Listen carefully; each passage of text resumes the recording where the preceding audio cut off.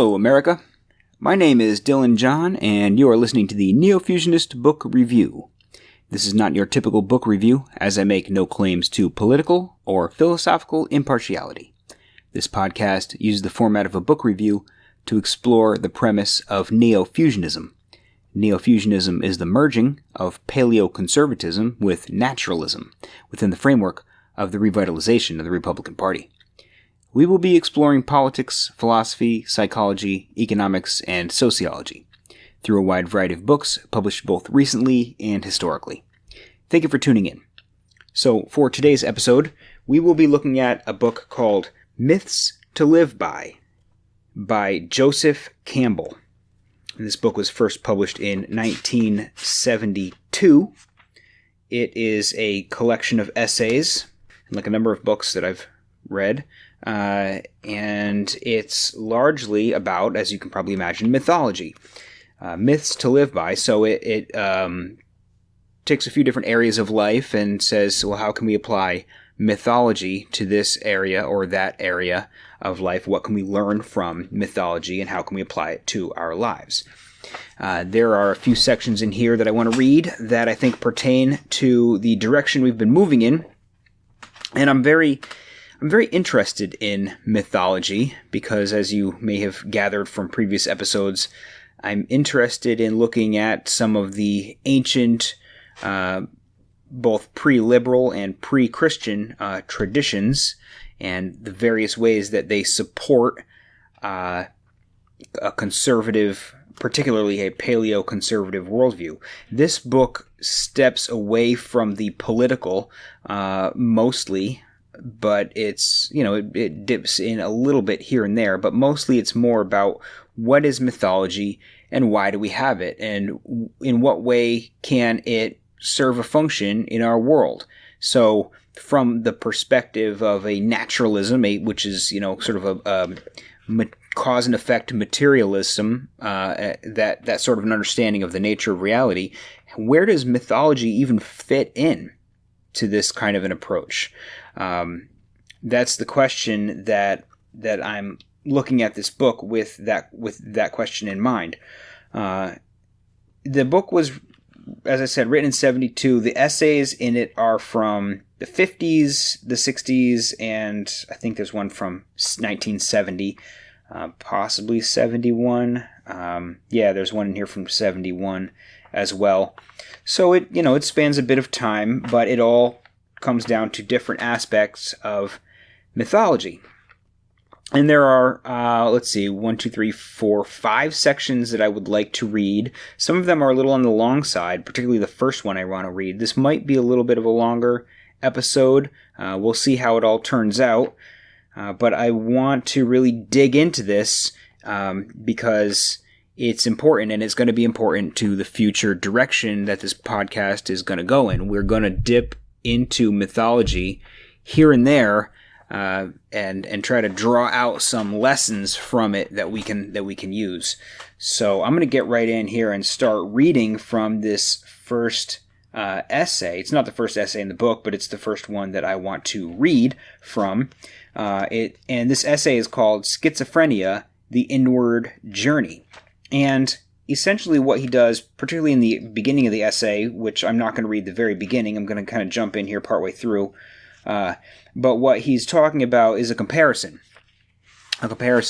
between the schizophrenic experience, the mythological experience, or the mythological vision quest, the shamanic vision quest, and the LSD experience. So those 3 kind of things that he compares. The psychedelic drug LSD experience. This was written in 1970, so this was kind of a new thing back then, and it was in common discussion of what's this psychedelic movement really all about. So we get some interesting comparisons here. The schizophrenic experience, the psychedelic experience, and the shamanic experience. So, like I said, it's a little bit long, so bear with me, but I'm going to go ahead and jump in here and start reading, and I'll talk about this section a little bit more in detail after I'm done. So he says, quote, "What is the difference between a psychotic or LSD experience and a yogic or a mystical? The plunges are all into the same deep inward sea, of that there can be no doubt. The symbolic figures encountered are in many instances identical, and I shall have something more to say about those in a moment, but there is an important difference. The difference, to put it sharply, is equivalent simply to that between a diver who can swim and one who cannot. The mystic, endowed with native talents for this sort of thing and following stage by stage the instruction of a master, enters the waters and finds he can swim, whereas the schizophrenic, unprepared, unguided, and ungifted has fallen or has intentionally plunged and is drowning. Can he be saved? If a line is thrown to him, will he grab it? Let us first ask about the waters into which he has descended. They are the same, we have said, as those of the mystical experience. What then is their character? What are their properties, and what does it take to swim? They are the waters of the universal archetypes of mythology. All my life, as a student of mythologies, I have been working with these archetypes, and I can tell you they do exist and are the same all over the world. In the various traditions, they are variously represented, as, for instance, in a Buddhist temple, medieval cathedral, Sumerian ziggurat, or Mayan pyramid.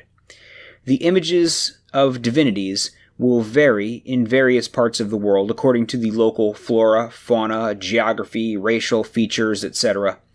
The myths and rites will be given different interpretations, different rational applications, different social customs to validate and enforce, and yet the archetypal essential forms and ideas are the same, often stunningly so. And so, what then are they? What do they represent? The psychologist who has best dealt with these, best described and best interpreted them, is Carl G. Jung, who terms them archetypes of the collective unconscious, as pertaining to those structures of the psyche that are not the products of merely individual experience but are common to all mankind. In his view, the basal depth or layer of the psyche is an expression of the instinct system of our species, grounded in the human body, its nervous system, and wonderful brain. All animals act instinctively. They act also, of course, in ways that have to be learned and in relation to circumstance, yet every species differently, according to its nature. Watch a cat enter a living room, and then, for example, a dog. Each is moved by impulses particular to its species, and these, finally, are the ultimate shapers of its life. And so man, too, is governed and determined. He has both an inherited biology and a personal biography, the archetypes of the unconscious being expressions of the first. The repressed personal memories, on the other hand, of the shocks, frustrations, fears, etc. of infancy, to which the Freudian school gives such attention, Jung distinguishes from that other and calls the personal unconscious. As the first is biological and common to the species, so this second is biographical, socially determined, and specific to each separate life. Most of our dreams and daily difficulties will derive, of course, from the latter, but in a schizophrenic plunge one descends to the collective, and the imagery there experienced is largely of the order of the archetypes of myth. Now, with respect to the power of instinct, I recall once having seen one of those beautiful Disney nature films of a sea turtle laying her eggs in the sand some 30 feet or so from the water. A number of days later, out of the sand there came a little multitude of tiny, just-born turtles, each about as big as a nickel, and without an instant's hesitation they all started for the sea. No hunting around, no trial and error, No asking, now, what would be a reasonable place for me to head for first? Not a single one of those little things went the wrong way, fumbling first into the bushes and there saying, oh, and turning around thinking, I'm made for something better than this. No, indeed, they went directly as their mother must have known they all would go. Mother Turtle or Mother Nature. A flock of seagulls, meanwhile, having screamed the news to each other, came zooming like dive bombers down on these little nickels that were making for the water. The turtles knew perfectly well that that was where they had to get, and they were going as fast as their very little legs could push them. The legs, by the way, already knowing just how to push. No training or experimenting had been necessary. The legs knew what to do, and the little eyes knew that what they were seeking out in front of them was where they were going. The whole system was in perfect operation, with the whole fleet of tiny tanks heading clumsily yet as fast as they could for the sea. And then, well, now one surely must have thought that for such little things those great big waves might have seemed threatening. But no, they went right on into the water, and already knew how to swim. And as soon as they were there, of course, the fish began coming at them. Life is tough. When people talk of going back to nature, do they really know what they are asking for? There is another impressive example of the infallible rule of instinct, again of some tiny things just born, a brood of chicks just hatched, some even with fragments of their eggshells still adhering to their tails. If a hawk flies over their coop, they scurry to shelter. If a pigeon, they do not. Where do they learn the difference? Who or what, shall we say, is deciding when such determinations are made? Experimenters have fashioned imitation hawks of wood and have drawn these across such coops on a wire. The chicks all scurry to shelter, but if the same models are drawn backward, they do not. Both the readiness to respond to specific triggering stimuli and the ensuing patterns of appropriate action are all, in such cases, inherited with the physiology of the species. Known as innate releasing mechanisms, they are constitutional to the central nervous system. And there are such in the physical makeup of the species Homo sapiens as well. This, then, is what is meant by instinct. And if you should still have to be shown, if you are from Missouri and still doubtful of the governing force and wisdom of sheer instinct, just read in any biology book about the life cycles of parasites. Read, for example, about the hydrophobia parasite. And you will ask yourself whether a human being is worthy to play host to such a prodigy. It knows exactly what to do, where to go, and what to attack in the human nervous system, how to get there, and just when to get there to convert what we have been taught to believe is the highest creature of God's hand into its abject slave, rabid to bite, and so to communicate the virus to the bloodstream of the next victim, whence it will proceed again to the salivary glands for the next event. Now, in every human being there is a built-in human instinct system, without which we should not even come to birth. But each of us has also been educated to a specific local culture system. The peculiar thing about man, which distinguishes us from all other beasts of the kingdom, is that we are born 12 years too soon.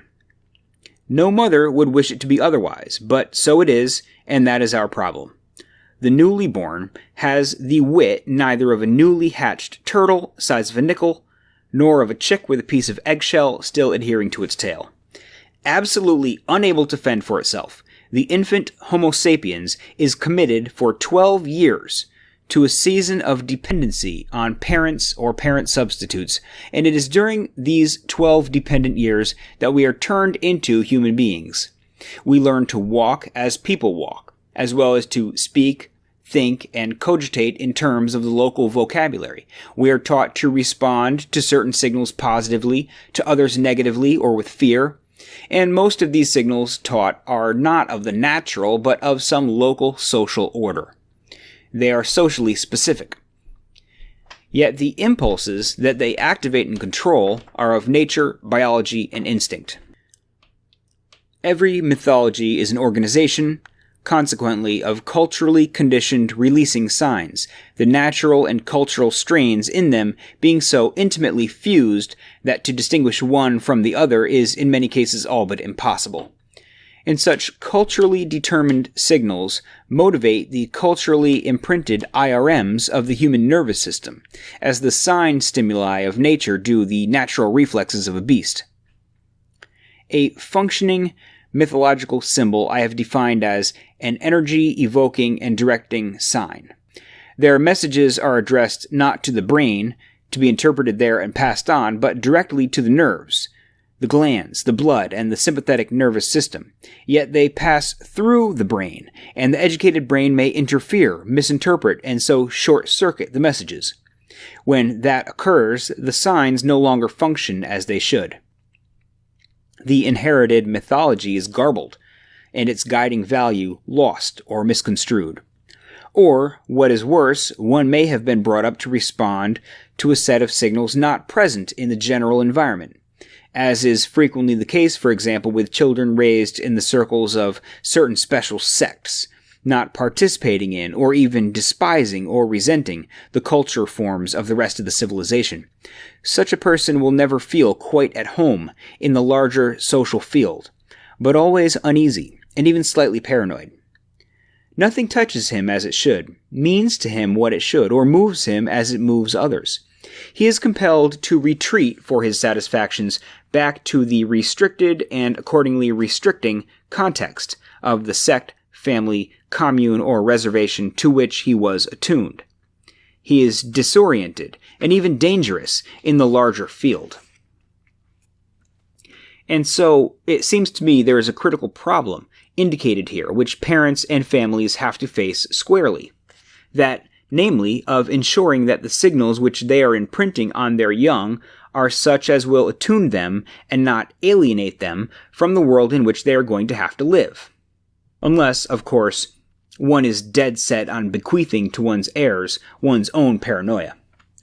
More normally, rational parents will wish to have produced socially as well as physically healthy offspring, well enough attuned to the system of sentiments of the culture into which they are growing to be able to appraise its values rationally and align themselves constructively with its progressive, decent, life-fostering, and fructifying elements.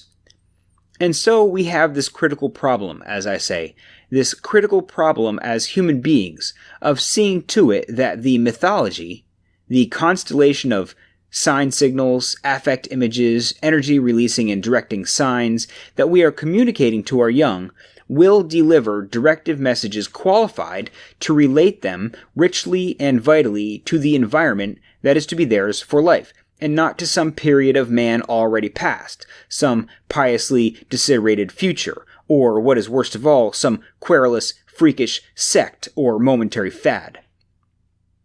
And I call this problem critical because when it is badly resolved, the result for the miseducated individual is what is known in mythological terms as a wasteland situation. The world does not talk to him. He does not talk to the world. When that is the case, there is a cutoff.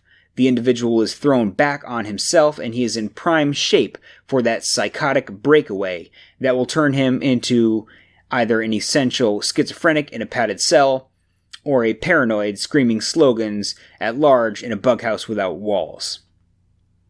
Let me now, therefore, before proceeding to an account of the general course or history of such a break-off, the inward journey, let us call it, of descent and return, just say one more word about the functions normally served by a properly operating mythology.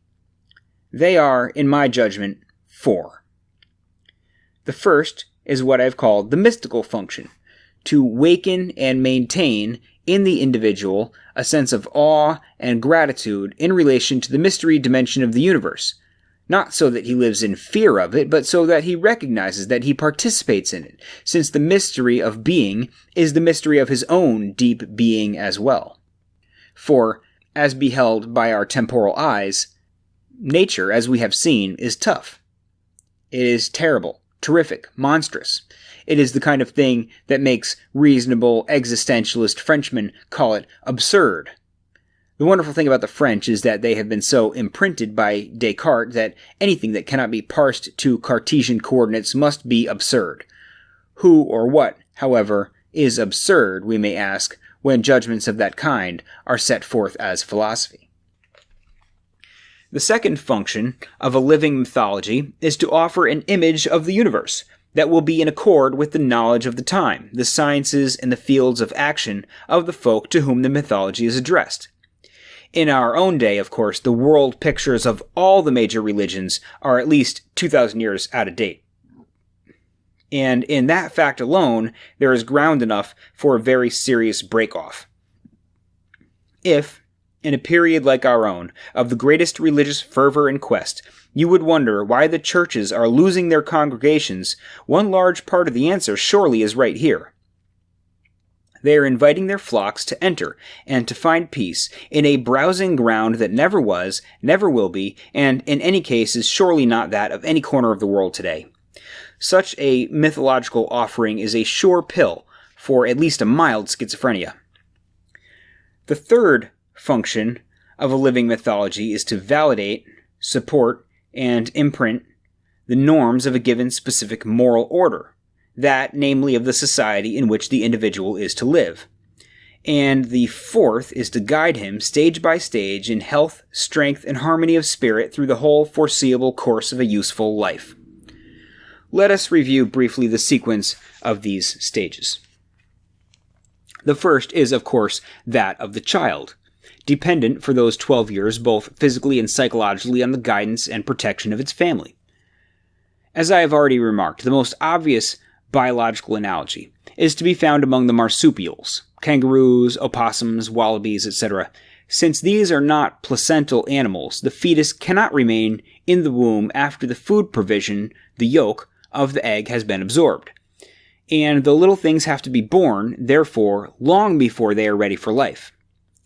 The infant kangaroo is born after only 3 weeks of gestation, but already has strong front legs, and these know exactly what to do. The tiny creature, by instinct, again, please observe, crawls up its mother's belly to her pouch, climbs in there, attaches itself to a nipple that swells instinctively in its mouth so that it cannot get loose, and there, until ready to hop forth, remains in a second womb, a womb with a view. An exactly comparable biological function is served in our own species by a mythology, which is a no less indispensable biological organ, no less a nature product, though apparently something else.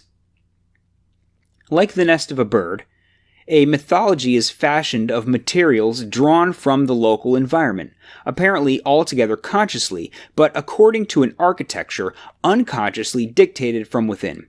And it simply does not matter whether its comforting, fostering, guiding images would be appropriate for an adult. It is not intended for adults. Its first function is to foster an unready psyche to maturity, preparing it to face the world. The proper question to ask, therefore, is whether it is training up a character fit to live in this world as it is, or only in some heaven or imagined social field. The next function, accordingly, must be to help the ready youth step out and away, to leave the myth, this second womb, and to become, as they say in the Orient, twice born, a competent adult functioning rationally in his present world who has left his childhood season behind. And now, to say just one more nasty thing about our religious institutions, what they require and expect is that one should not leave the womb that they provide. It is as though young kangaroos should be required to remain in their mother's pouch. And we all know what happened in the 16th century as a result. The whole pouch of Mother Church went to pieces, and not all the king's horses or all the king's men have been able to put it together again. So it is now destroyed, and we have no adequate pouch anymore for even our littlest kangaroos. We do, however, have reading, writing, and arithmetic as a sort of plastic substitute. And if you are going on for your PhD, you may be in that inorganic incubator until you're 45. I have noticed, haven't you, on television, that when professors are asked questions, they usually hum and haw and and until you have to ask yourself whether it is some kind of interior crisis they are experiencing or just a loss of words for exquisite thoughts. Whereas when a professional baseball or football player is asked even a pretty complicated question, he can usually answer with ease and grace. He graduated from the womb when he was 19 or so and the best player in the sandlot. But this other poor chap was held sitting under a canopy of professors until well into middle age, and even though he must now have acquired that degree, it came too late for him ever to begin developing what used to be called self-confidence. He has the imprint of that professorial canopy in his IRMs forever, and is still hoping that no one is going to be giving him bad marks for his answer. Then, next, no sooner have you learned your adult job and gained a place for yourself in this society of ours, than you begin to feel the creak of age. Retirement is in prospect, and remarkably soon it arrives, with its Medicare, old age pensions, and all. You have now a disengaged psyche on your hands, your own, a load of what Jung termed disposable libido. What to do with it? The classical period has arrived of the late middle-aged nervous breakdown, divorce, alcoholic debacle, and so forth. When the light of your life has descended, unprepared, into an unprepared unconscious, and there you drown. It would have been a very much better situation if, during your childhood years, you had been given a sound imprinting of childhood myths, so that when the time came for this backward, downward plunge, the scenery down there would have been a bit more familiar. At least for some of the monsters encountered, you would have been given names and perhaps even weapons. For it is simply a fact, and a very important one, that the images of mythology that in childhood are interpreted as references to external supernaturals actually are symbols of the structuring power, or as Jung called them, archetypes of the unconscious. And it will be to these, and the natural forces they represent, the forces and voices within you, of the soul of the universe, that you will return when you take that plunge, which is to befall you one day, sure as death. End quote. Okay, so there's a lot in there. There's a lot in there for us to dig through. He doesn't talk much, obviously, in that section really at all about the whole LSD experience, and that's not really germane to the point, but it is in there, and he kind of compares those things together, so it's interesting. But he's really talking about acquiring a mythological understanding of life, death, reality, the human experience encoded in mythology, to understand and be given as a child and have imprinted on you as an adult, because you acquire that basic understanding of reality as a child. You acquire the mental and the psychological tools necessary to make your way as an adult, and as you move into old age, you're still drawing upon these early myths that you acquired. And so the importance of providing that to people in their youth. He goes off on a bit of a tangent there about how the church expects people to never leave the womb and presents people with a false view of the nature of reality, and we can draw that back to those four functions of mythology that he mentions, that I'm going to go into a bit more detail because I think that's really important. But I also think it's kind of amusing, his little jab there at the universities and professors who essentially stay in this educational system that is functionally sort of like a womb. It's an all-enclosing environment that provides this fairly deep sense of protection and is constantly evaluating people for their capacity to fit the required norms. I think it might be a little harsh, but it's kind of an interesting take. Anyway, the real meat of this section that I want to focus on are those four functions of mythology. We're going to work with those in this book, and we're going to try to work with those four functions in future books as well, because I think it's important, and it points us to a serious problem in our modern society. So what are these four functions of mythology? Let's review them. first of all, there is the mystical function, he describes as the mystical function, to waken and maintain in the individual a sense of awe and gratitude in relation to the mystery dimension of the universe, not so that he lives in fear of it, but so that he recognizes that he participates in it. So this is this sense that the world is awe-inspiring, and it generates. It's designed to generate in people a sense that they are participants in something greater than themselves, and the gods and the myths, they have this greater than life a nature to them. It's not like even like modern celebrities kind of almost fill this role slightly, but it's just not quite greater than life. The way that the gods and goddesses and the heroes and the archetypes of mythology present. Let me take a sort of an example. And this is maybe not exactly related to what he's saying, but I think it sort of illustrates the point the way that I understand it or want to understand it in a way.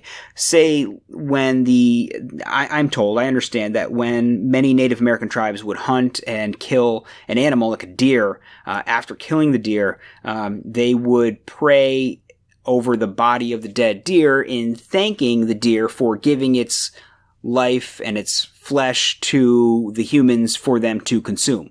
Now, I'm not going to postulate that this deer has some sort of eternal spirit that is lingering in the site of its death and is waiting for that thank you from the, or is somehow its spirit is eased and prepared for the afterlife somehow by receiving that prayer or that sense of gratitude from the person who killed it. Right? That's a supernatural view that I don't adhere to, and yet at the same time you could say that this whole process cultivates within the hunter a sense of gratitude, and so it's a method of orienting someone with a certain appreciation. Now, that sense of gratitude, that's not exactly the same as the sense of awe. But to illustrate the point, it's to foster that sense of awe through rituals, through stories, through the whole grandiosity and the larger than life and transcendent nature of mythology. That's kind of the function, to make us feel like life matters, we matter, the universe matters, there's meaning in everything, and so it's that sort of transcendence that we're after. So what are the other functions? That was the first one, the mystical function. A sense of awe and gratitude in relation to the mystery dimension of the universe. And there's always and just as another aside, there's always a mystery sense, as I've mentioned in previous podcasts, even though the entire world and reality may be material and may be logical and may be built strictly on cause and effect and may even be, firmly deterministic or at most influenced at the subatomic level by some degree of chaos or probability.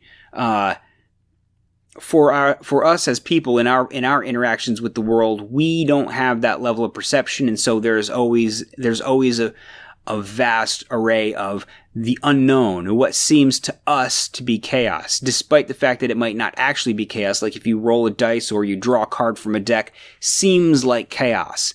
What the result will be when you draw a card from the deck seems like chaos, but nonetheless, it's all the cards. The order of the cards is predetermined, and your body motions and everything else. I mean, if you really take a deterministic view of the world, it's all logically connected, cause and effect, and predetermined. But to our perspective, it will always seem like chaos to us. Right, especially with like complex systems that we don't have the capacity to adequately predict or understand. So that sense of awe in the mystery of the universe. So then the second function. This is an important one. The second function, he says, the second function of a living mythology is to offer an image of the universe that will be in accord with the knowledge of the time, the sciences, and the fields of action of the folk to whom the mythology is addressed. That's important. Mythology and all religions, they explain the world to people. This is how the world works.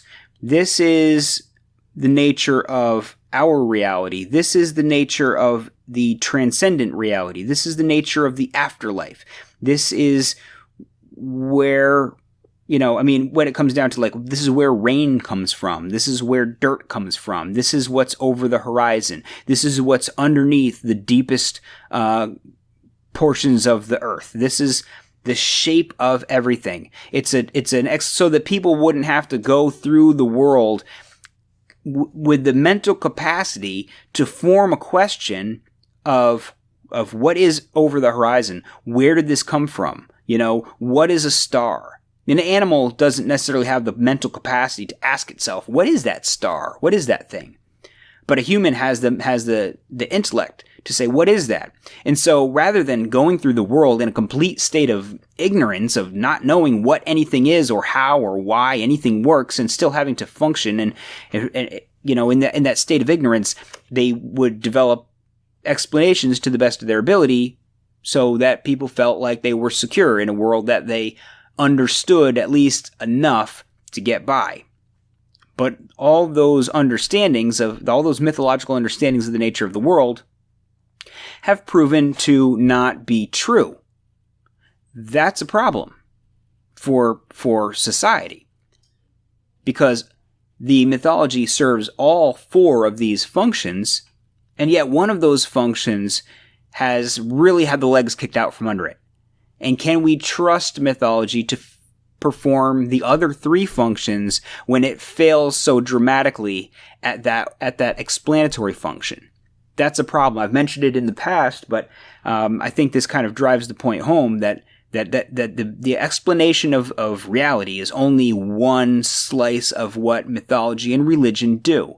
So when people talk about, well, how can we be moral without God, right? Or without the Bible, or without Christianity, or really, if we just say that there is no moral code in the world, there is no transcendent morality, we're all going to become wild barbarians doing whatever we want, because the moral code and the explanation of the world are so tied up together that we have a hard time separating them and saying, well, okay, the explanation of the world doesn't work, but the moral function is still necessary. How do we wrangle that?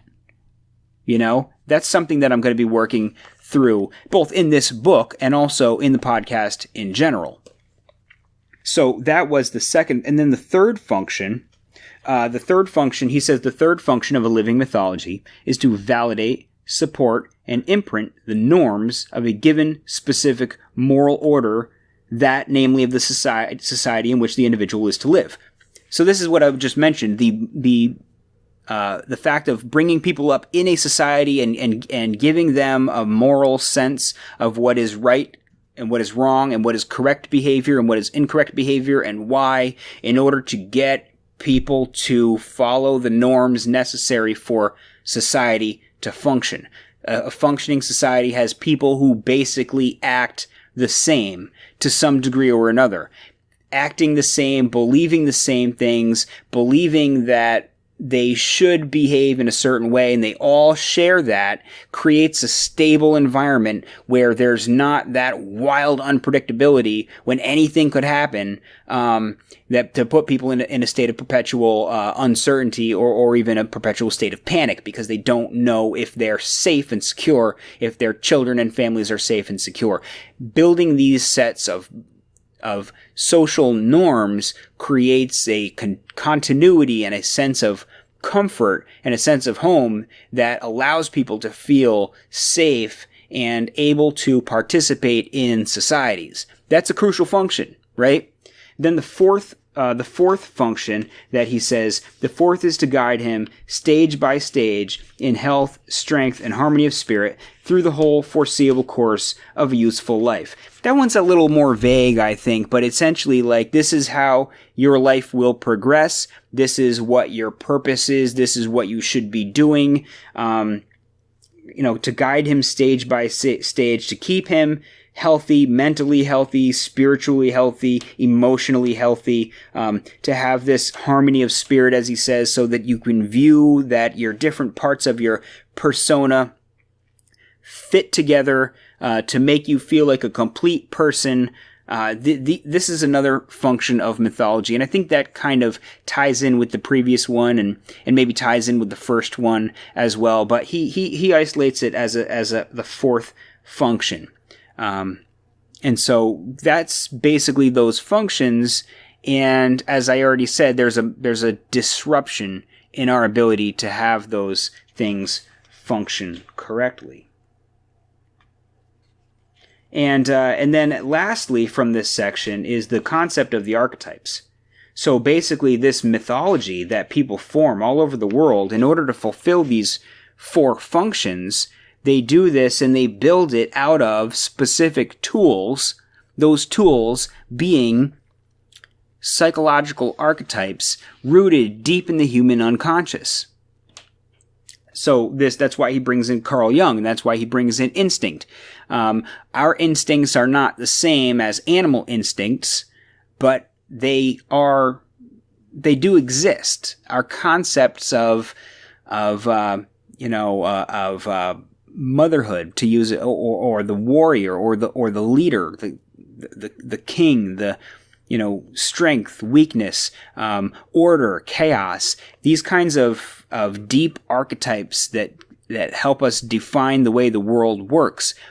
Certain archetypes become encoded biologically in our brains. That's what it is an instinct is hardwired neurologically in your brain. So these archetypes and these ideas are essentially a priori ideas that we are born with that guide us in our journey through the world. And they because they're rooted so deeply in the unconscious mind, they manifest themselves differently in different societies, but there is nonetheless crossover and connection and universality in some sense from society to society. Right? Because they all draw on the same human instinctual archetypes. And that's something that we'll be exploring more when we look more into Carl Jung, which we will be looking at some point during the course of this podcast in future episodes. But for now, that should provide us with enough of a baseline explanation. So there's a lot in that section that I just read, and really it's summarizing very much of what this book is all about. Okay? But I'm going to jump at this point to an early section in this is the very first essay of the book. And this is talking specifically about how our mythology is in a sort of a state of crisis. So he says, quote, "I was sitting the other day at a lunch counter that I particularly enjoy, when a youngster, about 12 years old, arriving with his school satchel, took the place at my left. Beside him came a younger little man holding the hand of his mother, and those two took the next seats. All gave their orders, and while waiting, the boy at my side said, turning his head slightly to the mother, 'Jimmy wrote a paper today on the evolution of man, and teacher said he was wrong, that Adam and Eve were our first parents.' My lord, I thought, what a teacher." The lady 3 seats away then said, "Well, teacher was right. Our first parents were Adam and Eve." What a mother for a 20th century child. The youngster responded, "Yes, I know, but this was a scientific paper. And for that, I was ready to recommend him for a Distinguished Service Medal from the Smithsonian Institute." The mother, however, came back with another. "Oh, those scientists," she said angrily, "those are only theories." And he was up to that one too. "Yes, I know," was his cool and calm reply, "but they have been factualized. They found the bones." The milk and the sandwiches came, and that was that. So let us now reflect for a moment on the sanctified cosmic image that has been destroyed by the facts and findings of irrepressible young truth seekers of this kind. At the height of the Middle Ages, say in the 12th and 13th centuries, there were current two very different concepts of the Earth. The more popular was of the Earth as flat, like a dish, surrounded by and floating upon a boundless cosmic sea, in which there were all kinds of monsters dangerous to man. This was an infinitely old notion, going back to the early Bronze Age. It appears in Sumerian cuneiform texts of about 2000 BC and is the image authorized in the Bible. The more seriously considered medieval concept, however, was that of the ancient Greeks, according to whom the Earth was not flat, but a solid, stationary sphere in the center of a kind of Chinese box of 7 transparent revolving spheres, in each of which there was a visible planet: the Moon, Mercury, Venus, and the Sun, Mars, Jupiter, and Saturn, the same 7 after which our days of the week are named. The sounding tone of these 7, moreover, made a music, the music of the spheres, to which the notes of our diatonic scale correspond. There was also a metal associated with each: silver, mercury, copper, gold, iron, tin, and lead, in that order. And the soul, descending from heaven to be born on earth, picked up as it came down the qualities of those metals, so that our souls and bodies are compounds of the very elements of the universe, and sing, so to say, the same song. And then he goes on shortly after to say, quote, "I like to think of the year 1492 as marking the end, or at least the beginning of the end, of the authority of the old mythological systems by which the lives of men had been supported and inspired from time out of mind. Shortly after Columbus's epical voyage, Magellan circumnavigated the globe. Shortly before, Vasco da Gama had sailed around Africa to India. The earth was beginning to be systematically explored, and the old, symbolic, mythological geographies discredited.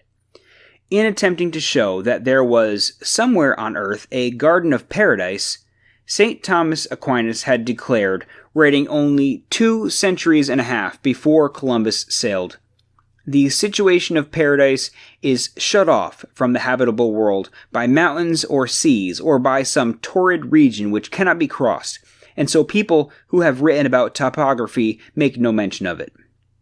50 years after the first voyage, Copernicus published his paper on the heliocentric universe, and some 60-odd years after that, Galileo's little telescope brought tangible confirmation to this Copernican view. In the year 1616, Galileo was condemned by the office of the Inquisition, like the little boy beside me at the lunch counter by his mother, for holding and teaching a doctrine contrary to Holy Scripture.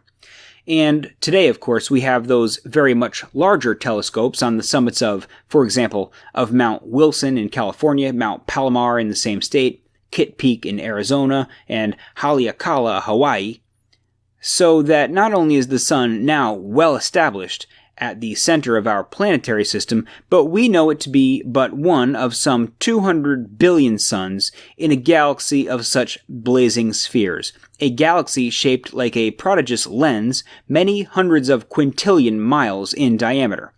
And not only that, but our telescopes now are disclosing to us, among those shining suns, certain other points of light that are themselves not suns, but whole galaxies, each as large and great and inconceivable as our own, of which already many thousands upon thousands have been seen.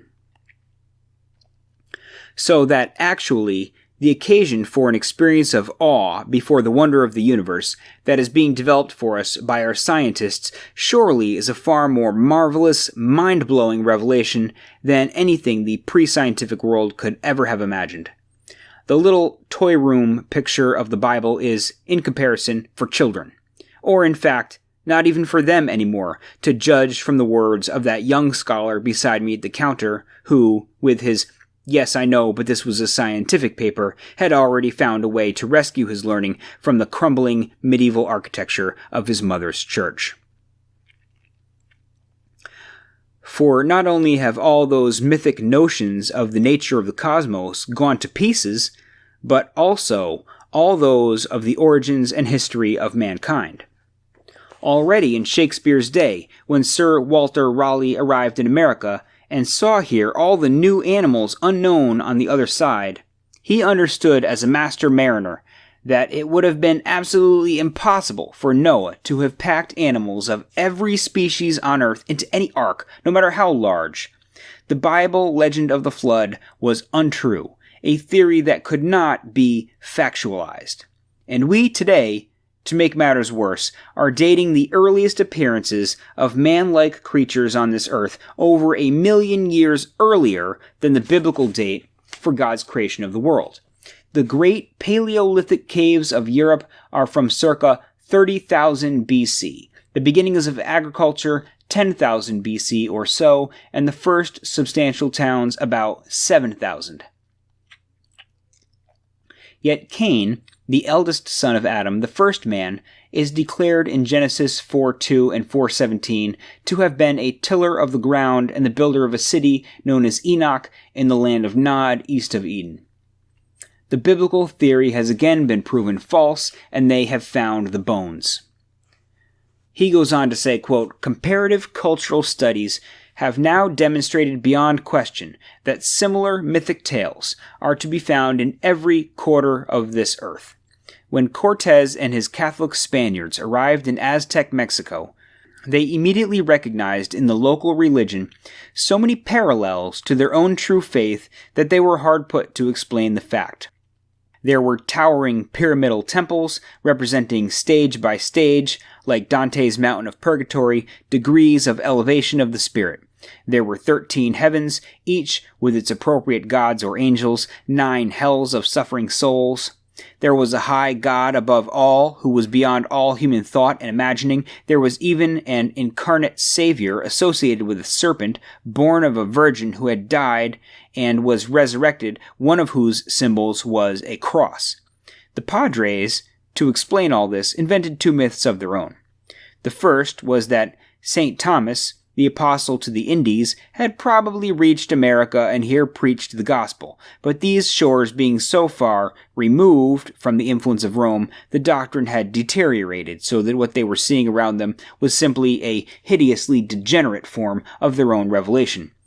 And the second explanation, then, was that the devil was here deliberately throwing up parodies of the Christian faith to frustrate the mission. Modern scholarship, systematically comparing the myths and rites of mankind, has found just about everywhere legends of virgins giving birth to heroes who die and are resurrected. India is chock full of such tales, and its towering temples, very like the Aztec ones, represent again our many-storied cosmic mountain, bearing paradise on its summit and with horrible hells beneath. The Buddhists and the Jains have similar ideas, and looking backward into the pre-Christian past, we discover in Egypt the mythology of the slain and resurrected Osiris, in Mesopotamia, Tammuz, in Syria, Adonis, and in Greece, Dionysus, all of which furnished models to the early Christians for their representations of Christ. Now, the peoples of all the great civilizations everywhere have been prone to interpret their own symbolic figures literally, and so to regard themselves as favored in a special way, in direct contact with the Absolute. Even the polytheistic Greeks and Romans, Hindus and Chinese, all of whom were able to view the gods and customs of others sympathetically, thought of their own as supreme, or at the very least superior. And among the monotheistic Jews, Christians, and Mohammedans, of course, the gods of others are regarded as no gods at all, but devils, and their worshippers as godless. Mecca, Rome, Jerusalem, and less emphatically, Benares and Peking have been for centuries, therefore, each in its own way, the navel of the universe, connected directly, as by a hotline, with the kingdom of light or of God. However, today such claims can no longer be taken seriously by anyone with even a kindergarten education, and in this there is serious danger. For not only has it always been the way of multitudes to interpret their own symbols literally, but such literally read symbolic forms have always been, and still are in fact, the supports of their civilizations, the supports of their moral orders, their cohesion, vitality, and creative powers. With the loss of them there follows uncertainty, and with uncertainty disequilibrium, since life, as both Nietzsche and Ibsen knew, requires life-supporting illusions.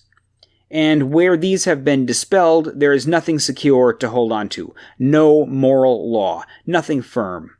We have seen what has happened, for example, to primitive communities unsettled by the white man's civilization. With their old taboos discredited, they immediately go to pieces, disintegrate, and become resorts of vice and disease. Today, the same thing is happening to us. With our old mythologically founded taboos unsettled by our own modern sciences, there is everywhere in the civilized world a rapidly rising incidence of vice and crime, mental disorders, suicides and dope addictions, shattered homes, impudent children, violence, murder, and despair. These are facts. I am not inventing them. They give point to the cries of the preachers for repentance, conversion, and return to the old religion, and they challenge, too, the modern educator with respect to his own faith and ultimate loyalty. Is the conscientious teacher concerned for the moral character as well as for the book learning of his students, to be loyal first to the supporting myths of our civilization or to the factualized truths of his science? Are the two on every level at odds? Or is there not some point of wisdom beyond the conflicts of illusion and truth by which lives can be put back together again? That is a prime question, I would say, of this hour in the bringing up of children. That is the problem, indeed, that was sitting beside me that day at the lunch counter. In that case, both teacher and parent were on the side of an already outdated illusion, and generally, or so it looks to me, most guardians of society have a tendency in that direction, asserting their authority not for but against the search for disturbing truths. Such a trend has even turned up recently among social scientists and anthropologists with regard to discussions of race. And one can readily understand, even share in some measure, their anxiety, since lies are what the world lives on, and those who can face the challenge of a truth and build their lives to accord are finally not many but the very few. It is my considered belief that the best answer to this critical problem will come from the findings of psychology, and specifically those findings having to do with the source and nature of myth. For since it has always been on myths that the moral orders of societies have been founded, the myths canonized as religion, and since the impact of science on myths results, apparently inevitably, in moral disequilibrium, we must now ask whether it is not possible to arrive scientifically at such an understanding of the life-supporting nature of myths that, in criticizing their archaic features, we do not misrepresent and disqualify their necessity, throwing out, so to say, the baby, whole generations of babies, with the bath. Traditionally, as I have already said, in the orthodoxies of popular faiths, mythic beings and events are generally regarded and taught as facts. And this particularly in the Jewish and Christian spheres. There was an exodus from Egypt. There was a resurrection of Christ. Historically, however, such facts are now in question. Hence, the moral orders, too, that they support. When these stories are interpreted, though, not as reports of historical fact, but as merely imagined episodes projected onto history, and when they are recognized, then, as analogous to like projections produced elsewhere in China, India, and Yucatan, the import becomes obvious. Namely, that although false and to be rejected as accounts of physical history, such universally cherished figures of the mythic imagination must represent facts of the mind. Facts of the mind made manifest in a fiction of matter, as my friend the late Maya Deren once phrased the mystery.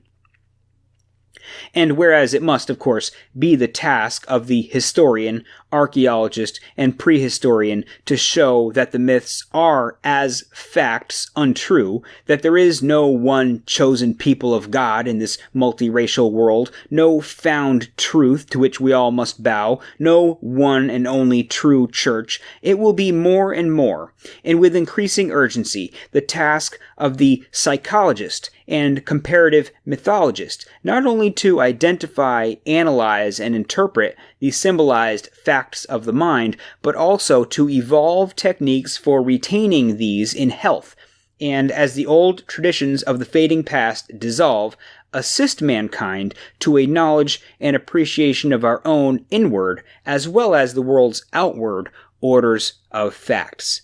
End quote. So that's also a pretty significant section. He's saying a lot of the same things that I was just mentioning, insofar as the mythology does not serve only one function, it serves multiple functions. The factuality of the mythology and the religion is just not there. It's not factually accurate, that this is an accurate description of the way history has unfolded or the nature of reality. The nature of reality is best understood through the process of science, and yet science, at least at this stage, is very much inadequate for fulfilling the other functions that mythology provides. And so we have chopped the whole thing down, and we run the risk of being completely lost in the world, which is what he talks about when he talks about the rise of crime and depravity and all the other things that he talks about. Let's might as well just lay it out again, because he really nails it. He says, with our old mythologically founded taboos unsettled by our own modern sciences, there is everywhere in the civilized world a rapidly rising incidence of vice and crime, mental disorders, suicides and dope addictions, shattered homes, impudent children, violence, murder, and despair. Those are the very same things that we see conservatives always railing against, and the solution always is, we've got to get back to God. We've got to get back to religion that provided us with the meaning of life that would hold these devastating facts of civilization at bay. But it's such a utilitarian argument. It's difficult to really take seriously that we should be going back to God, not necessarily because that is what is true, or has been demonstrated to be true. In fact, it's demonstrated largely to be false. All the various stories and contents of mythology and the Bible and all the other mythologies of the world, but that it serves a utilitarian, pragmatic function for our civilization to, you know what I mean, to go back to this, to turn back to Christ or whatever. It's a utilitarian. It will. What are the benefits it will provide for our society to do that? And so that's something that we're going to have to work with. I think we're going to have to look to these myths as metaphors and as serving those other three functions that I described. And that's what they are. They're stories and metaphors, and they're methods of opening up and unfolding the archetypes and the various ways that we experience the world, you know, and Jordan Peterson talks about this a lot in his lectures and in his books, about like order and chaos, and how you know, like the serpent in the Garden of Eden represents chaos, and how the dragon represents chaos, but you slay the dragon to acquire the gold or the rewards that can be found from tackling head-on the uncertainty and chaos in the world. That's how we grow and expand, by That's how we learn new things. These are all metaphors. They're guiding metaphors and guiding principles, but none of it's based in reality, like a factual reality. That's how we're going to have to approach mythology, is from that metaphorical archetypal perspective. And this is largely why I am drawn much more to the pre-Christian traditions, particularly like the mythologies of ancient Greece and ancient Rome, the old European traditions. Because number one, I'm of European descent, and so I look back to like my ancestors and the myths that sustained them, and the myths that sustained like the Roman Empire, or the various tribes of Europe. That I look to that because that's where I come from, personally. But I think that those types of mythological systems have already gone through the discrediting process, in the sense that nobody nowadays, very few people, I don't want to say nobody, very few people nowadays would say that like Zeus and Athena are real entities, and that, that any of those myths are actually true, like Zeus actually slew Kronos or any of those things. It's not true. It's all just, people's derived explanations for the world and for their own experiences. So that now we can look at that as metaphorical without a lot of problem. But to go to Christianity and look at it as metaphorical is in significant contrast with the way that Christianity understands itself. It's problematic to try to make that case that this is not true. It's a metaphor, and we can get this. I mean, Peterson does it very well, but he also hems and haws when it comes to like, well, do you believe that God is real? Do you believe that Christ was really resurrected? He never really wants to be pinned down. And that's a topic for a whole other podcast, but there's a reason for that. So, and there are other reasons. That's one reason. That's like a large reason. There are other reasons that I am more drawn to the pagan polytheistic myths as guides, and we can get into that in other books. But that's the challenge that we face, is to approach mythology, to extract what is good from it, and avoid finding ourselves with a complete misunderstanding of the nature of reality. All right, so with that said, there are a few more sections that I want to read. So, this podcast is probably going to turn out to be one of my longer ones, but that's okay. That's okay. This is important subject matter, and the sections that I've been reading are fairly long. These are a little bit on the shorter side. This next section talks a little bit more about the use of these concepts, and particularly Christian concepts, as metaphors, and how we can approach that. So he says, quote, "Mythology is apparently coeval with mankind.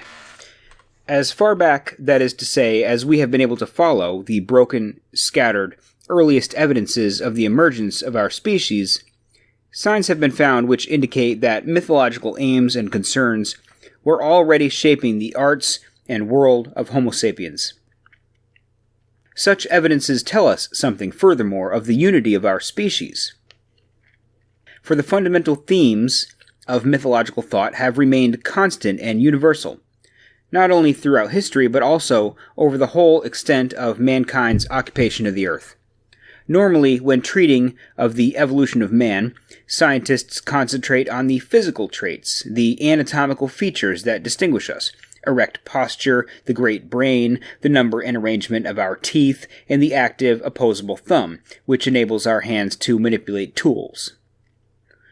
Professor L.S.B. Leakey, to whose discoveries in East Africa we owe most of what we now know about the earliest hominids, has named the most human of his earliest finds, from circa 1,800,000 BC, Homo habilis, able man. And such a designation is undoubtedly appropriate, since the little fellow was perhaps the earliest fashioner of crude tools. When we consider, however, instead of the physical, the psychological character of our species, the most evident distinguishing sign is man's organization of his life according primarily to mythic, and only secondarily economic, aims and laws. Food and drink, reproduction and nest building, it is true, play formidable roles in the lives no less of men than of chimpanzees. But what of the economics of the pyramids, the cathedrals of the Middle Ages? Hindus starving to death with edible cattle strolling all around them, or the history of Israel from the time of Saul to right now? If a differentiating feature is to be named, separating human from animal psychology, it is surely this of the subordination in the human sphere of even economics to mythology.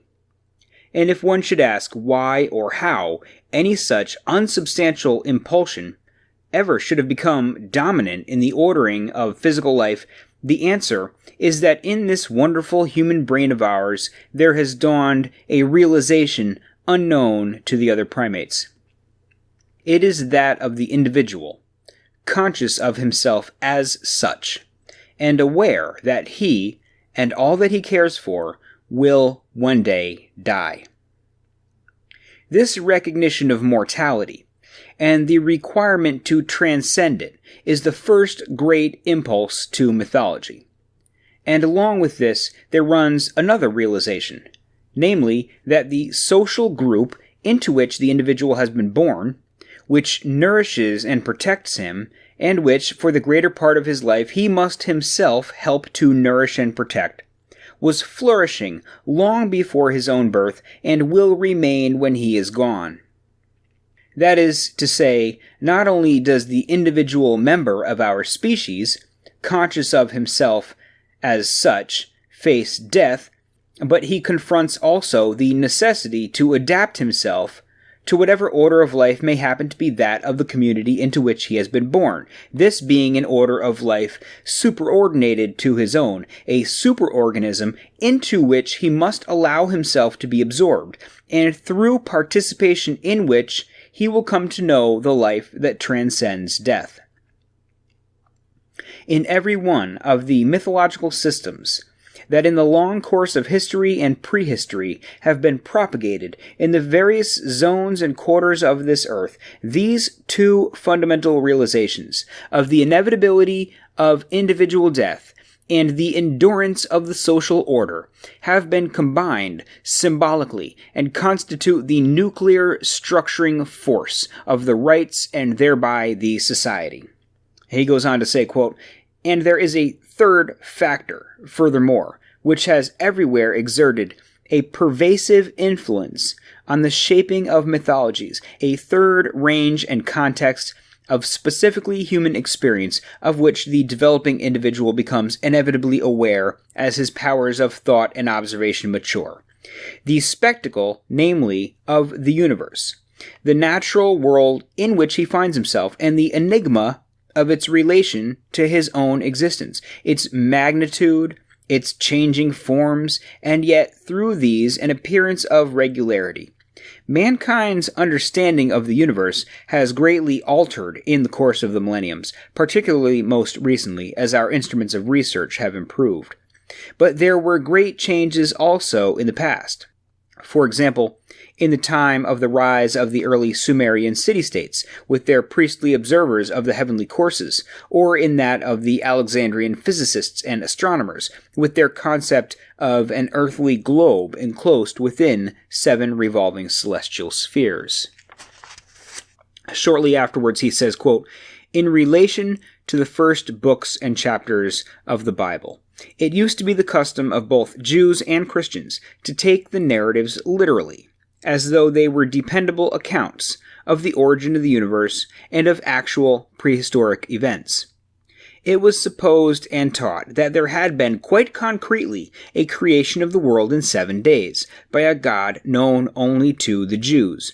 that somewhere on this broad new earth there had been a Garden of Eden containing a serpent that could talk, that the first woman, Eve, was formed from the first man's rib, and that the wicked serpent told her of the marvelous properties of the fruits of a certain tree, of which God had forbidden the couple to eat, and that, as a consequence of their having eaten of that fruit, there followed a fall of all mankind. Death came into the world, and the couple was driven forth from the garden. For there was in the center of that garden a second tree, the fruit of which would have given them eternal life. And their Creator, fearing lest they should now take and eat of that too, and so become as knowing and immortal as himself, cursed them, and having driven them out, placed at his garden gate cherubim and a flaming sword, which turned every way to guard the way to the tree of life. It seems impossible today, but people actually believed all that until as recently as half a century or so ago. Clergymen, philosophers, government officers, and all. Today we know, and know right well, that there was never anything of the kind. No Garden of Eden anywhere on this earth. No time when the serpent could talk. No prehistoric fall. No exclusion from the garden. No universal flood. No Noah's Ark. The entire history on which our leading Occidental religions have been founded is an anthology of fictions.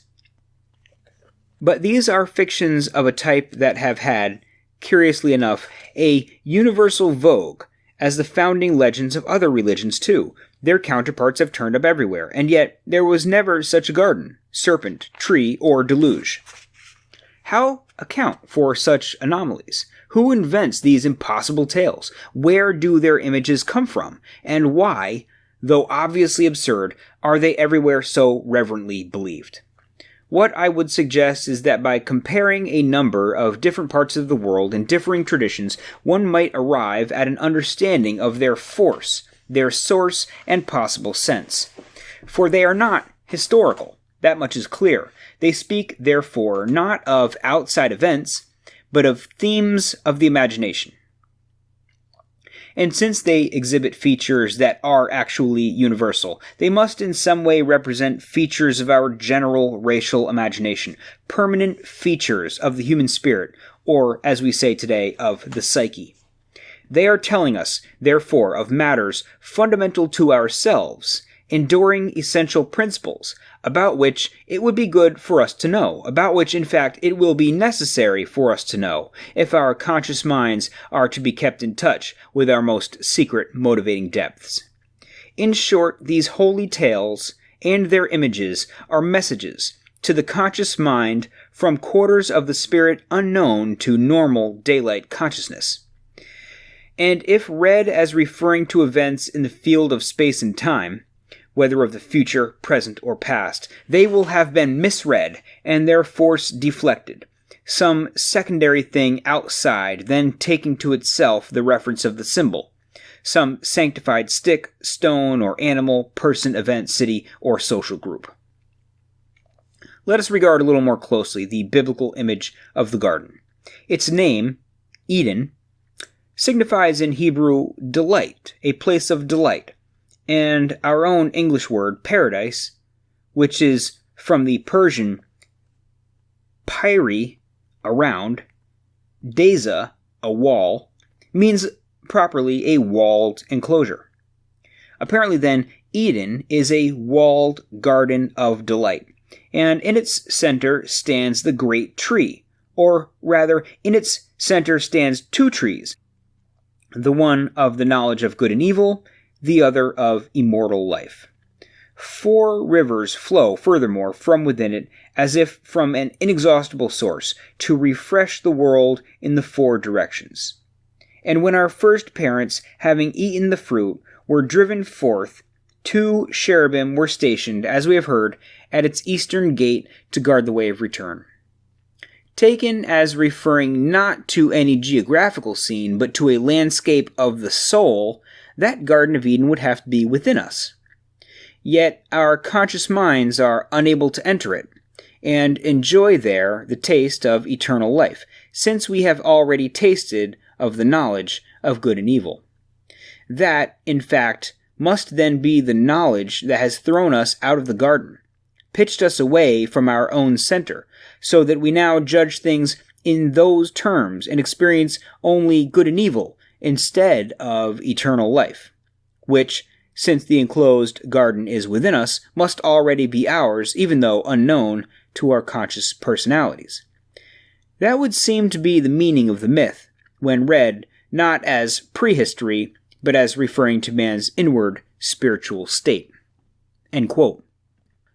Okay, so that kind of dips into this whole notion of the Garden of Eden there toward the end, and also the rise of humanity and our fundamental attachment to mythology. As I said, our capacity of knowing, our intelligence has required us to have some sort of mythological explanation. And as I had said, that it's like I mentioned, the stars, or the questioning of how the world works, and wandering around in a state of ignorance was not acceptable to us. But also, he does talk about, and I think it's important, human mortality. The fact that we are going to die, that we are an individual entity, unique in ourselves, that there's something about us that doesn't appear to be fundamental to matter, and I'm talking about the human consciousness. Now we become more inclined to think that our consciousness is embedded in the matter of our brain, but even today it's still a question that we don't really understand. It's not like we can just simply give a really concrete, simple answer as to what consciousness is or how it arises, although there are theories.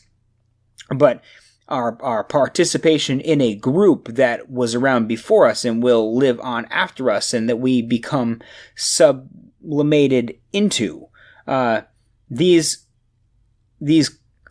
concepts about which we became aware at a very early stage in our evolution, or as we became human, as we became the same species that we are now, our intelligence was such that it was necessary for us to put forward some ideas as to how this all works.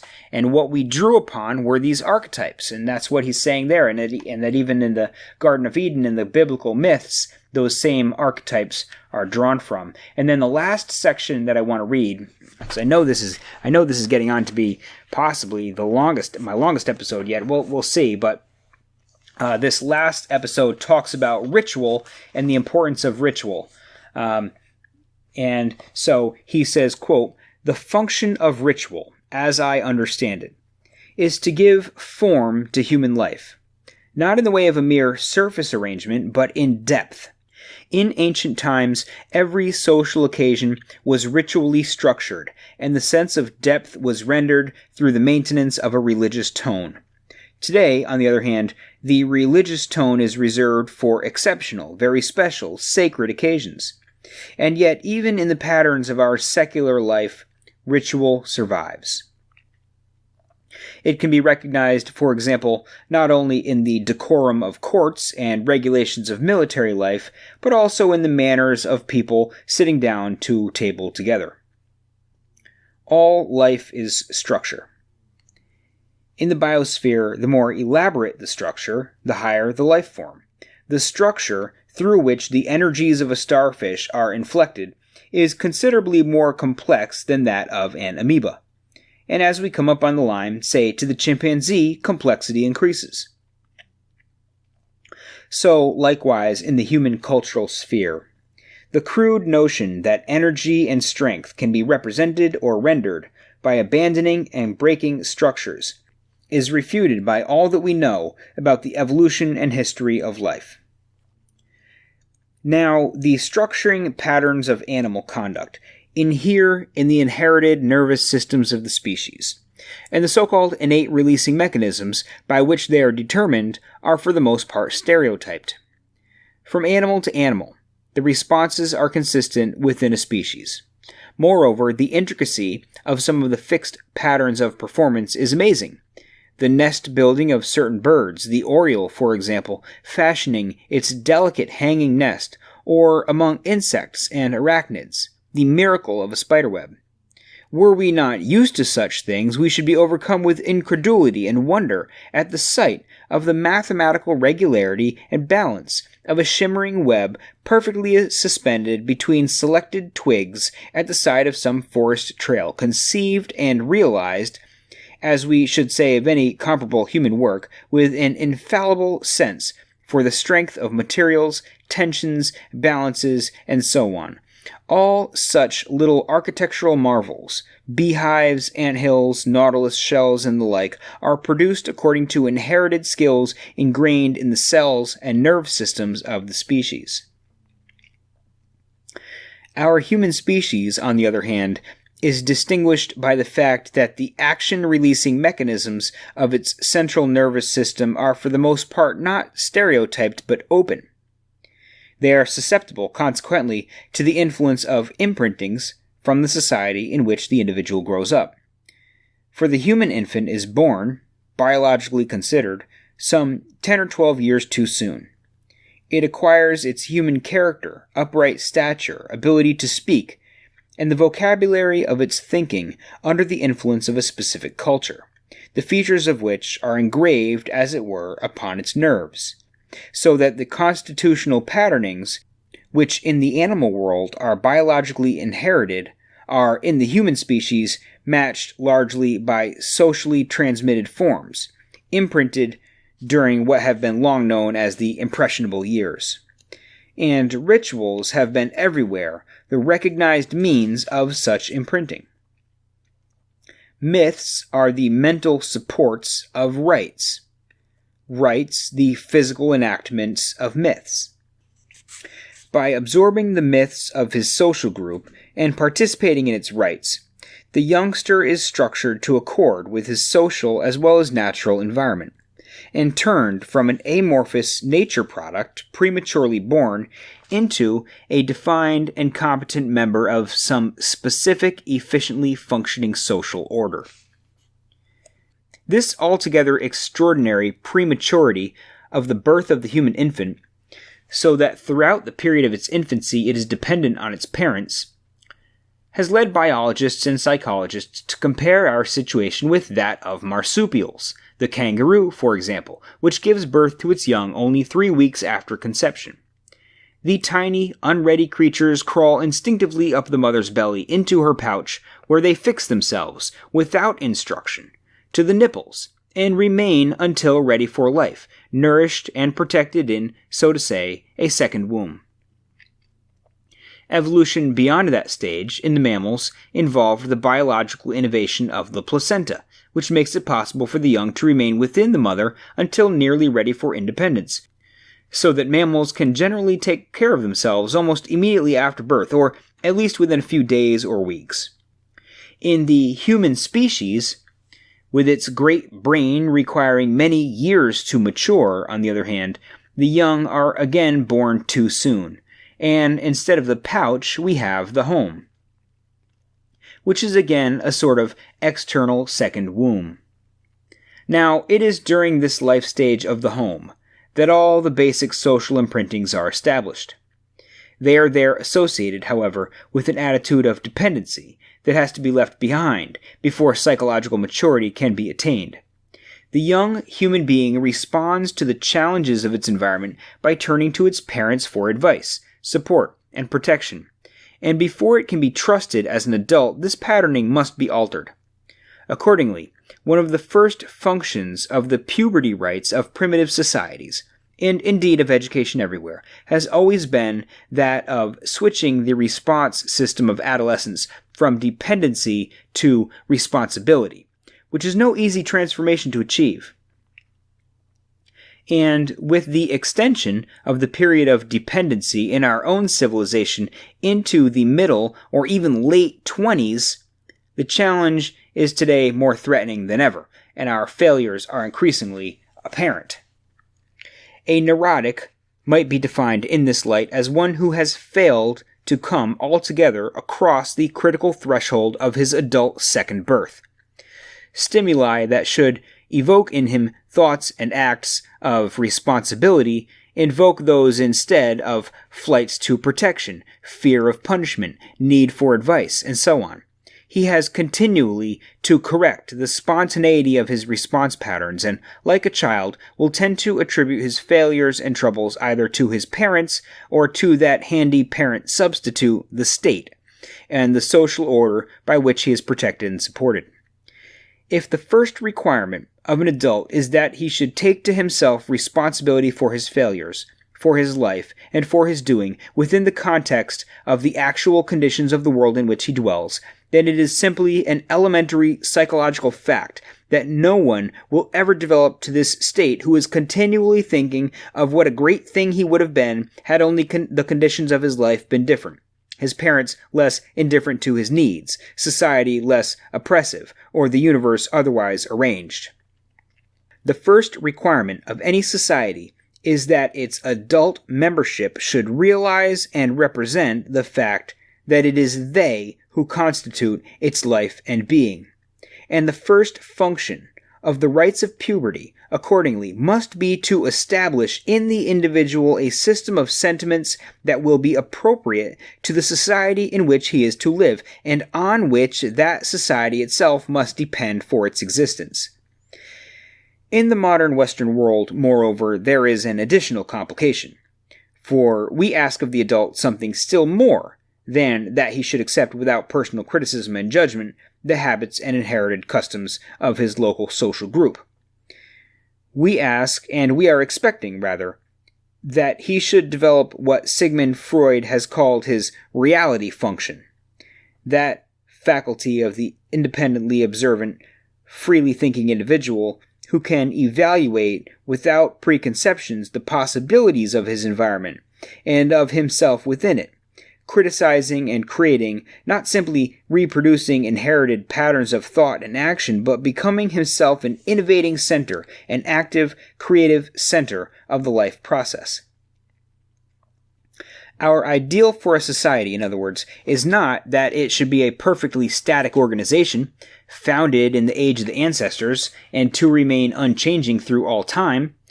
It is rather of a process, moving toward a fulfillment of as yet unrealized possibilities. And in this living process, each is to be an initiating yet cooperating center. We have, consequently, the comparatively complex problem in educating our young of training them not simply to assume uncritically the patterns of the past, but to recognize and cultivate their own creative possibilities, not to remain on some proven level of earlier biology and sociology, but to represent a movement of the species forward. And this, I would say, is in a particular way the special charge of all who are living today as modern Occidentals, for it is this modern Occidental civilization which, since about the middle of the 13th century, has been quite literally the only innovating civilization in the world. One cannot help remarking, however, that since about the year 1914, there has been evident in our progressive world an increasing disregard and even disdain for those ritual forms that once brought forth and up to now have sustained this infinitely rich and fruitfully developing civilization. There is a ridiculous nature boy sentimentalism that with increasing force is taking over. Its beginnings date back to the 18th century of Jean-Jacques Rousseau, with its artificial back-to-nature movements and conscriptions of the noble savage. Americans abroad, from the period of Mark Twain onward, have been notorious exemplars of the ideal, representing as conspicuously as possible the innocent belief that Europeans and Asians living in older, stuffier environments should be refreshed and wakened to their own natural innocencies by the unadulterated boorishness of a product of God's country, our sweet American soil, and our Bill of Rights. In Germany, between wars, the Wandervogel, with their knapsacks and guitars, and the later Hitler Youth, were representatives of this reactionary trend in modern life. And now, right here in God's country itself, Idyllic scenes of barefoot, white and black Indians camping on our sidewalks with their tom-toms, bedrolls, and papooses are promising to return entire sections of our cities into fields for anthropological research. For, as in all societies, so among these, there are distinguishing costumes, rites of initiation, required beliefs, and the rest. They are here, however, explicitly reactionary and reductive, as though in the line of biological evolution one were to regress from the state of the chimpanzee to that of the starfish or even amoeba. The complexity of social patterning is rejected and reduced, and with that, life, freedom, and force have not been gained, but lost. End quote. So, I think that's there are some important points within that about how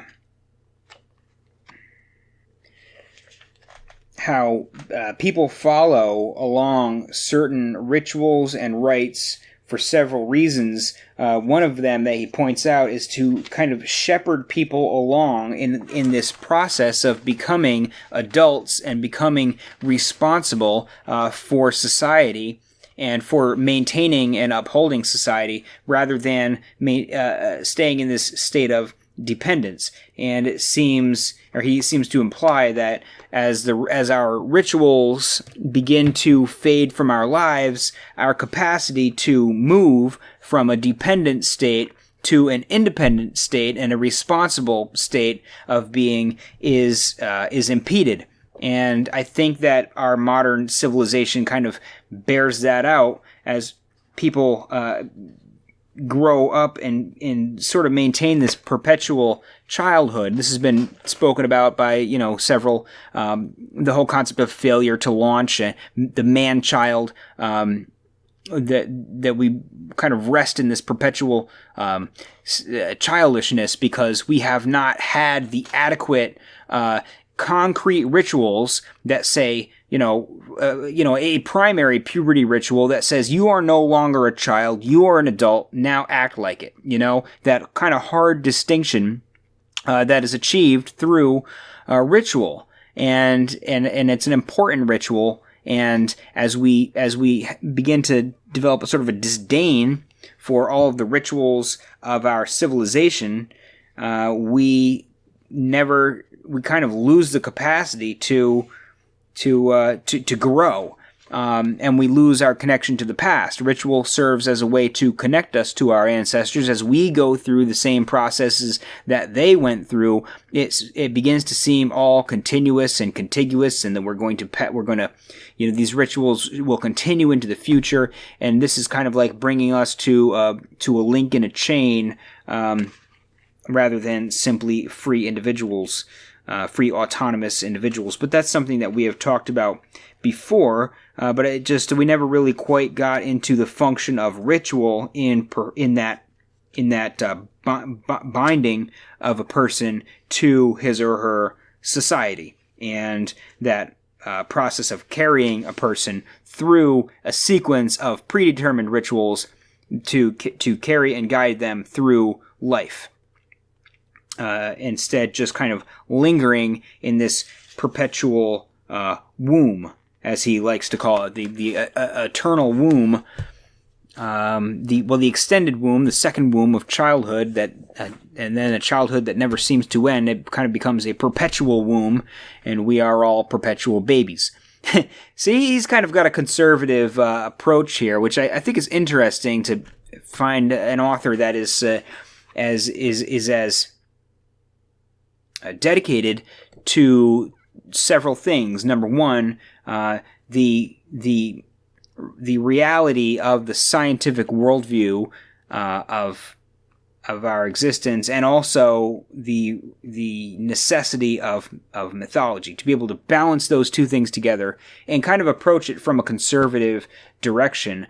That's really like an inspiration for me, because that's where I'm coming from as well. Although obviously I'm not nearly as educated on any of these issues as Joseph Campbell is. He's really a treasure, but he's really on the right path with balancing these different needs and pointing out the need for ritual, and so on and so forth. It's a great book. The chapters that I didn't read talk about mythologies of war and peace, the mythology of love, the talks about Zen and Eastern philosophies, and the confrontation of East and West, and the separation of East and West, and the differences between us, and the process by which we're kind of rubbing up against each other with different philosophical systems that share some commonality and yet also have a few real fundamental differences between them.